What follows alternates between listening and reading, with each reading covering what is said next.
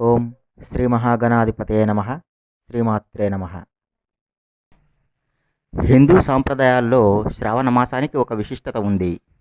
తెలుగు క్యాలెండర్లో శ్రావణ మాసం 5వది. ఈ మాసాన్ని ఎంతో పవిత్రంగా హిందువులు భావిస్తారు. శ్రావణ మాసంలో వచ్చే శుక్రవారాల్లో దేవాలయాలు భక్తులతో కిటకిటలాడుతూ ఉంటాయి. శ్రావణ మాసం శుక్లపక్షంలో పౌర్ణమికి ముందు వచ్చే శుక్రవారం రోజున వరలక్ష్మీ వ్రతం జరుపుకోవడం హిందువుల ఆచారం.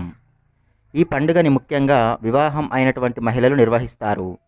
ఈ రోజున లక్ష్మీదేవిని పూజిస్తే అష్టలక్ష్మి పూజ చేసిన దానితో సమానం. శుక్రవారం నాడు చేసే వరలక్ష్మీ వ్రతంతో ధన, కనక, వస్తువాహనాదులు మొదలైనవి సమృద్ధి చెందుతాయి. శ్రావణ శుక్రవార వ్రతాలు చేయడం వల్ల పాపాలు పోవడంతో పాటు లక్ష్మీ ప్రసన్నత కలుగుతుంది. శ్రావణ మాసంలో పౌర్ణమికి ముందు వచ్చే శుక్రవారం రోజునే వరలక్ష్మీ వ్రతం చేయడానికి గల కారణాన్ని ఇప్పుడు మనం తెలుసుకుందాం. పూర్వం ఋషులు ప్రయాగలో ఒక యాగం చేశారు. ఆ సమయాన నారద మహర్షి అక్కడకు వచ్చి ఈ యాగ ఫలితాన్ని ఎవరికి దారపోస్తారు అని అడిగాడు. అప్పుడు ఋషులు తాము ఇంకా ఎవరికి దారబోయాలో ఆలోచించలేదు అని అన్నారు. అప్పుడు నారద మహర్షి త్రిమూర్తులు ఈ యాగ ఫలితాన్ని పొందడానికి అర్హులు అని అన్నాడు. అప్పుడు భృగు మహర్షి యాగ ఫలితం అర్పించాల్సింది ఒక్కరికే కదా, ఆ త్రిమూర్తులలో ఎవరు దీనికి అర్హులు అని అడుగుతాడు. అప్పుడు నారదుడు త్రిమూర్తులను పరీక్షించి వారిలో ఎవరు అర్హులో వారికి యాగ ఫలితాన్ని ఇవ్వమన్నాడు. అప్పుడు ఋషులు త్రిమూర్తులను పరీక్షించడానికి మేము అర్హులమా అని అడిగితే అప్పుడు భృగు మహర్షి నేను ఆ త్రిమూర్తులను పరీక్షిస్తాను, వారిలో ఎవరు ఈ యాగ ఫలితం పొందడానికి అర్హులో తేలుస్తాను అని భూలోకం నుండి బయలుదేరి నేరుగా బ్రహ్మలోకానికి వెళ్ళాడు. అప్పుడు బ్రహ్మలోకంలో బ్రహ్మదేవుడు మౌనంగా తపస్సు చేసుకుంటున్నాడు. సరస్వతీదేవి తన వీణ వాయిస్తూ ఉంది. అప్పుడు భృగు మహర్షి బ్రహ్మని స్తుతించి పిలుస్తాడు. ఎంతగా పిలిచినా మౌనంగా ఉన్నటువంటి బ్రహ్మని చూసి నీకు భూలోకమందున ఆలయ ప్రతిష్ట, పూజా పునస్కారాలు లేకుండా పోవుగాక అని శపిస్తాడు భృగు మహర్షి. ఆ తర్వాత అక్కడి నుండి కైలాసానికి వెళతాడు భృగు మహర్షి. ఆ సమయంలో శివపార్వతులు ఆనందతాండవం చేస్తున్నారు. భృగు మహర్షి భక్తితో శివపార్వతులకు నమస్కరిస్తాడు. దానిని వారు పట్టించుకోకుండా అలాగే ఆనందతాండవం చేసేసరికి భృగువు కోపంతో శివుణ్ణి నీకు విగ్రహారాధన లేకుండా లింగరూపంలోనే పూజలు జరుగుగాక అని శపిస్తాడు. అక్కడి నుండి భృగు మహర్షి వైకుంఠానికి వెళ్తాడు. ఆ సమయాన శేషతల్పంపై విష్ణువు పడుకుని ఉండగా లక్ష్మీదేవి విష్ణువు పాదాలు ఒత్తుతూ ఉంటుంది. విష్ణువు భృగువుని పట్టించుకోకుండా లక్ష్మీదేవిని చూస్తూ ముచ్చటిస్తున్నందువల్ల కోపంతో భృగు మహర్షి విష్ణువు హృదయంపై కాలితో తన్నుతాడు. ఆ తర్వాత భృగువుకి గర్వమనచి ఇది నీ తప్పు కాదు, దీనికి కారణం మరి ఒకటి ఉన్నదని శ్రీ మహావిష్ణువు భృగువుకి చెప్తాడు. ఋషులు చేసిన యాగానికి యాగ ఫలితం పొందే అర్హత శ్రీ మహావిష్ణువుకే ఉన్నదని భృగువు నిర్ణయిస్తాడు. తన నివాస స్థలం అయిన విష్ణు వక్షస్థలంపై తన్నినందున ఆగ్రహించకుండా భృగు మహర్షికి విష్ణువు సేవ చేశాడన్న కోపంతోటి లక్ష్మీదేవి వైకుంఠం వదిలి భూలోకంలో ఉన్నటువంటి కరవీరపురం, దీనినే ఇప్పుడు కొల్హాపురం అని పిలుస్తున్నారు. ఇక్కడ స్వయంభూ రూపంలో కొలువై ఉంది శ్రీ మహాలక్ష్మి. లక్ష్మీదేవి నివాసం అయిన శ్రీ మహావిష్ణువు వక్షస్థలంపై తన్ని లక్ష్మీదేవిని అవమానించిన భృగువు పాప ప్రాయశ్చిత్తం కోసమని కరవీరపురం వెళ్ళి లక్ష్మీదేవి కోసం తపస్సు చేస్తాడు. లక్ష్మీదేవి భృగు మహర్షి తపస్సుకు మెచ్చి ఏ వరం కావాలో కోరుకోమంటుంది. అప్పుడు భృగువు లక్ష్మీదేవిని అమ్మా, నువ్వు నా కుమార్తెగా జన్మించాలి, నిన్ను పెంచి పెద్ద చేసి నిన్ను శ్రీ మహావిష్ణువుకి ఇచ్చి పెళ్లి చేసి నేను చేసినటువంటి మహాపరాధాన్ని పోగొట్టుకోవాలి, అందుకోసం నువ్వు నాకు కూతురుగా జన్మించు తల్లి అని అంటాడు. అప్పుడు లక్ష్మీదేవి తదాస్తు అని అంటుంది. 5 శుక్రవారాలు విడిచిపెట్టకుండా పూజించి ఆవు పాలతో అభిషేకించి ఆవు పాల పాయసం నివేదించమంటుంది. భృగు మహర్షి అలాగే చేస్తాడు. భృగు మహర్షికి ఖ్యాతికి శ్రావణమాస పూర్ణిమకు ముందు వచ్చే శుక్రవారం నాడు లక్ష్మీదేవి జన్మించింది. వరములిచ్చే లక్ష్మీదేవి జన్మించడం వల్ల వరలక్ష్మి అని పేరు వచ్చింది. భృగు మహర్షికి కూతురు అవడం వల్ల అమ్మకి భార్గవి అని పేరు వచ్చింది. శ్రావణమాస శుక్లపక్ష పౌర్ణమికి ముందు వచ్చే శుక్రవారం నాడే విష్ణువుకి ఇచ్చి లక్ష్మీదేవిని వివాహం చేశారు. వివాహానంతరం సాయంత్రం లక్ష్మీనారాయణులను ప్రత్యక్షంగా ఆసనంపై కూర్చోబెట్టి భృగు మహర్షి వరలక్ష్మి వ్రతం ఆచరించాడు. ఆనాటి నుండి శ్రావణ మాస శుక్లపక్షమి పౌర్ణమికి ముందు వచ్చే శుక్రవారం నాడు వరలక్ష్మి వ్రతం ఆచరిస్తున్నారు. ఇప్పుడు వరలక్ష్మి వ్రత కథను తెలుసుకుందాం. శౌనకాది మహర్షులను ఉద్దేశించి సూత మహాముని ఇలా చెప్పాడు. మునులారా, స్త్రీలకి సౌభాగ్యదాయకరమైన వ్రతంని ఒకదానిని పరమశివుడు పార్వతికి చెప్పాడు. లోకోపకారం కోరి ఆ వ్రతాన్ని గురించి మీకు తెలియజేస్తున్నాను, శ్రద్ధగా వినండి అంటూ చెప్పడం ప్రారంభించాడు. పరమేశ్వరుడు ఒకనాడు తన భస్మసింహాసనంపై కూర్చుని ఉండగా నారద మహర్షి, ఇంద్రాది దిక్పాలకులు స్తుతి స్తోత్రములతో పరమశివుణ్ణి కీర్తిస్తున్నారు.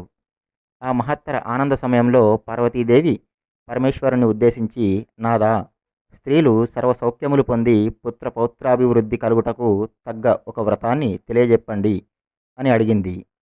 అందుకు శివుడు, దేవి, నీవు కోరిన విధంగా స్త్రీలకు సకల శుభాలు కలిగించే వ్రతం ఒకటి ఉన్నది.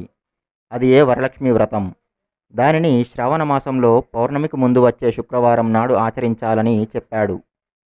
అప్పుడు పార్వతీదేవి, దేవా, ఈ వరలక్ష్మి వ్రతాన్ని ఆదిదేవతలు ఎవరు చేశారు? ఈ వ్రతాన్ని ఎలా చేయాలో వివరంగా చెప్పండి అని కోరింది. అప్పుడు శివుడు, కాత్యాయని, పూర్వకాలంలో మగధ దేశంలో కుండినము అనే ఒక పట్టణం ఉండేది. ఆ పట్టణం బంగారు కుడ్యములతో రమణీయంగా ఉండేది. ఆ పట్టణంలో చారుమతి అనే ఒక బ్రాహ్మణ స్త్రీ ఉండేది. ఆమె చాలా సుగుణవతి, వినయ విధేయతలు, భక్తి గౌరవములు కలిగినటువంటి యోగ్యురాలు. ప్రతిరోజు ప్రాతకాలమున నిద్రలేచి భర్త పాదాలకు నమస్కరించుకొని ప్రాతకాల సమయాన్నే ఇంటి పనులన్నీ పూర్తి చేసుకొని అత్తామామలను సేవించుకొని మితంగా సంభాషిస్తూ జీవిస్తూ ఉండేది. ఆది దేవత అయిన వరలక్ష్మీదేవి ఒకనాటి రాత్రి సమయంలో చారుమతికి కలలో సాక్షాత్కరించింది. ఓ చారుమతి, ఈ శ్రావణ పౌర్ణమికి ముందు వచ్చే శుక్రవారం నాడు నన్ను పూజించు, నీవు కోరిన వరాలు కానుకలు ఇస్తాను అని చెప్పి అంతర్ధానమైంది. చారుమతి సంతోషించి, ఓ తల్లి, నీ కృపా కటాక్షములు కలిగిన వారు ధన్యులు. వారు సంపన్నులుగా విద్వాంసులుగా మన్ననలు పొందుతారు. ఓ పావని, నా పూర్వజన్మ సుకృతం వల్ల నీ దర్శనం నాకు కలిగింది అని వరలక్ష్మీదేవిని స్తుతించింది. అంతలోనే చారుమతి మేల్కొని అదంతా కలగా గుర్తించి తన కలను భర్తకి అత్తామామలకి చెప్పింది. వారు చాలా సంతోషించి చారుమతిని వరలక్ష్మి వ్రతాన్ని చేసుకోమని చెప్పారు. ఊరిలోని వనితలు చారుమతికి వచ్చినటువంటి కలను గురించి విని వారు కూడా పౌర్ణమి ముందు వచ్చే శుక్రవారం కోసం ఎదురు చూస్తున్నారు. శ్రావణ శుక్రవారం రోజున పట్టణంలోని స్త్రీలందరూ ఉదయమే లేచి తలస్నానం చేసి పట్టువస్త్రాలు ధరించి చారుమతి ఇంటికి చేరుకున్నారు. చారుమతి తన గృహంలో మండపం ఏర్పాటు చేసి ఆ మండపంపై బియ్యం పోసి పంచపల్లవాలైన రావి, జువ్వి, మర్రి, మామిడి, ఉత్తరేణి మొదలైన ఆకులతో కలశం ఏర్పాటు చేసి వరలక్ష్మీదేవిని సంకల్ప విధులతో సర్వమంగళ మాంగళ్యే శివే సర్వార్థ సాధికే శరణ్యే త్రయంబకే దేవి నారాయణి నమోస్తుతే అంటూ ఆహ్వానించి ప్రతిష్ఠ చేసింది. ఇంటికి వచ్చిన మహిళలంతా అమ్మవారిని షోడశోపచారాలతో పూజించారు. భక్ష్య భోజ్యాలను నివేదించారు. 9 పోగుల తోరాన్ని చేతికి కట్టుకున్నారు. ప్రదక్షిణ నమస్కారాలు చేశారు. మొదటి ప్రదక్షిణ చేయగానే కాలి అందియలు గల్లు గల్లున మ్రోగాయి. రెండవ ప్రదక్షిణ చేయగానే చేతులకి నవరత్న ఖచిత కంకణాలు దగదగా మెరువసాగాయి. మూడవ ప్రదక్షిణ చేయగానే అందరూ కూడా సర్వాభరణ భూషితులయ్యారు. వారు చేసిన వరలక్ష్మి వ్రతం ఫలంగా చారుమతి గృహంతో పాటు ఆ పట్టణంలో ఇతర స్త్రీల ఇల్లు కూడా ధన కనక వస్తు వాహనాలతో నిండిపోయాయి. ఆ మిగిలిన స్త్రీలందరూ ఇళ్లకు వెళ్తూ మార్గమధ్యలో చారుమతిని చాలా పొగుడుతూ ఆమెకు వరలక్ష్మీదేవి కలలో కనబడి అనుగ్రహించగా ఆమె వరలక్ష్మి వ్రతంతో తమకి కూడా మహాభాగ్యులు అయ్యేంతటి అదృష్టం కలిగింది అని చారుమతిని పొగిడారు. వారంతా కూడా ప్రతి సంవత్సరం వరలక్ష్మి వ్రతం చేసి సకల సౌభాగ్యాలతో సిరి సంపదలు కలిగి సుఖజీవనం గడిపి ముక్తిని పొందారు. మునులారా, పరమశివుడు పార్వతికి ఉపదేశించినటువంటి ఈ వరలక్ష్మి వ్రత విధానాన్ని మీ అందరికీ సులభంగా అర్థమయ్యే రీతిలో వివరించాను. ఈ కథ విన్నా, ఈ వ్రతం చేసేటప్పుడు చూసినా కూడా లక్ష్మీదేవి అనుగ్రహం కలుగుతుందని సూత మహాముని శౌనకాది మునులకు చెప్పాడు. ఈ కథ విని అక్షింతలు శిరస్సుపై వేసుకోవాలి. ఆ తర్వాత ముత్తైదువులకు తాంబూలాలు ఇవ్వాలి. అందరికీ తీర్థప్రసాదాలు ఇచ్చి పూజ చేసిన వారు కూడా తీర్థప్రసాదాలు తీసుకోవాలి. అమ్మవారికి పెట్టిన నైవేద్యాన్ని తినాలి. రాత్రి ఉపవాసం ఉండాలి. ఈ రోజున ఆచరించాల్సిన విధి విధానాలు. ఈ రోజున భక్తి శ్రద్ధలతో ఆడ మగ అనే భేదం లేకుండా వరలక్ష్మి వ్రతాన్ని ఆచరించాలి. ఇలా చేయడం వల్ల లక్ష్మీదేవి దయ వల్ల ఐశ్వర్యం లభిస్తుంది. సకల శుభాలు కలుగుతాయి. స్త్రీలు దీర్ఘకాలం సుమంగలిగా జీవిస్తారు. సంపదలు అంటే కేవలం ధనం మాత్రమే కాదు. ధాన్య సంపద, పశు సంపద, గుణ సంపద, జ్ఞాన సంపద మొదలైనవి ఎన్నో ఉన్నాయి. వర అంటే శ్రేష్టమైన అనే అర్థం కూడా ఉంది. ఈ రోజున ఉదయమే లేచి తలారా స్నానం చేసి శుచిగా ఉన్నటువంటి వస్త్రాలు కట్టుకోవాలి. ఇంటిలోని పూజా గదిలో ఒక మండపం పెట్టుకొని నూతన వస్త్రాన్ని పరిచి కలశస్థాపన చేయాలి. కలశంలోకి అమ్మవారిని ఆవాహన చేయాలి. షోడశోపచార పూజ చేయాలి. చారుమతి కథ, భృగు మహర్షి కథ చదవడం కానీ లేదా వినడం కానీ చేయాలి. కొబ్బరికాయ కొట్టి పానకం, వడపప్పు, చలిమిడి నివేదించాలి. ముత్తైదువలకు పూజ చేసి గాజులు, వస్త్రాలు, కాటుక, తాంబూలం ఇవ్వాలి. బ్రహ్మచర్య దీక్ష తప్పనిసరిగా పాటించాలి. నేలపై ఒక దుప్పటి పరుచుకొని పడుకోవాలి. సాయంత్రం లక్ష్మీదేవి గుడిలో ప్రదక్షిణలు చేయాలి. అమ్మవారిని పసుపు కుంకుమలతో అర్చించాలి. అమ్మవారికి సంబంధించినటువంటి స్తోత్రాలు, శ్లోకాలు చదవాలి. అలాగే అష్టోత్తర శతనామావళి, శ్రీ సూక్తం కూడా చదవాలి. ముఖ్య గమనిక: వరలక్ష్మి వ్రతాన్ని శ్రావణ పౌర్ణమికి ముందు వచ్చే శుక్రవారం నాడు చేయడం వీలు కాని వారు శ్రావణ మాసంలోని చివరి శుక్రవారం నాడు చేసుకోవచ్చు.